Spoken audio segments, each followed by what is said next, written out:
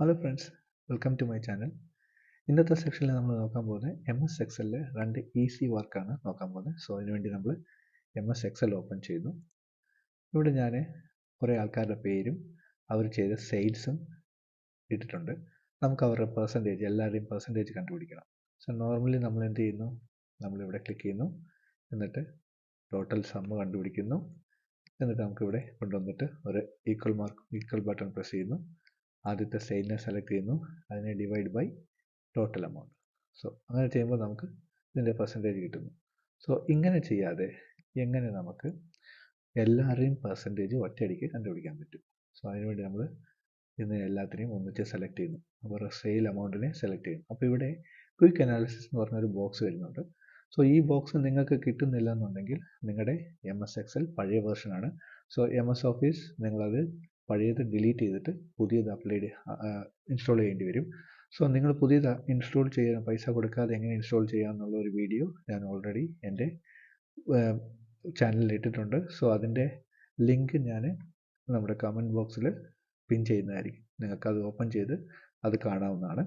അപ്പോൾ വീണ്ടും നമുക്കിവിടെ വരാം. ഇവിടെ ഈ ക്വിക്ക് അനാലിസിസ് ബോക്സിനെ ഓപ്പൺ ചെയ്യുന്നു.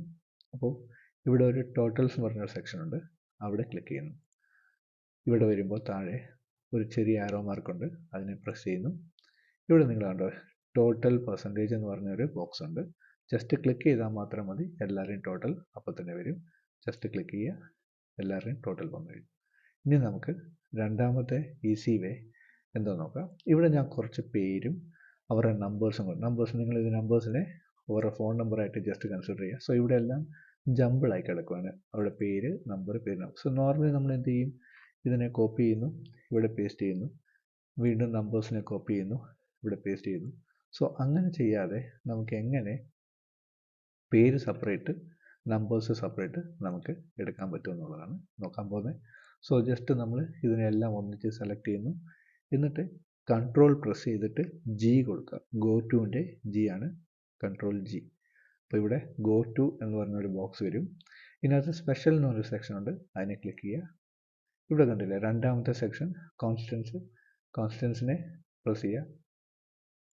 ഇവിടെ ടെക്സ്റ്റ് ഒഴിച്ച് നമുക്ക് ആദ്യം പേരാണ് കിട്ടേണ്ടത്. സോ ടെക്സ്റ്റ് ഒഴിച്ചിട്ടുള്ള ബാക്കി കോളം എല്ലാം ആ ടിക്കിനെ മായ്ച്ച് കളയാം. എന്നിട്ട് OK ബട്ടൺ പ്രസ് ചെയ്യുക. ഇവിടെ എല്ലാത്തിനും സെപ്പറേറ്റ് പേര് മാത്രം സെലക്ട് ആയിട്ടുണ്ട്. കൺട്രോൾ C കൊടുത്ത് കോപ്പി ചെയ്യുക, ഇവിടെ കൊണ്ടുവന്ന് കൺട്രോൾ V കൊടുത്ത് പേസ്റ്റ് ചെയ്യുക. ഇനി നമുക്ക് നമ്പേഴ്സ് കണ്ടുപിടിക്കാം. അതിനെന്ത് ചെയ്യണം, എസ്കേപ്പ് ബട്ടൺ പ്രസ് ചെയ്യുക, വീണ്ടും സെലക്ട് ചെയ്യുക, വീണ്ടും കൺട്രോൾ G കൊടുക്കുക. ഗോ ടു കൺട്രോൾ G കൊടുക്കുക, വീണ്ടും ഈ സ്പെഷ്യലിനെ ക്ലിക്ക് ചെയ്യുക, കോൺസ്റ്റൻസിനെ വീണ്ടും സെലക്ട് ചെയ്യുക.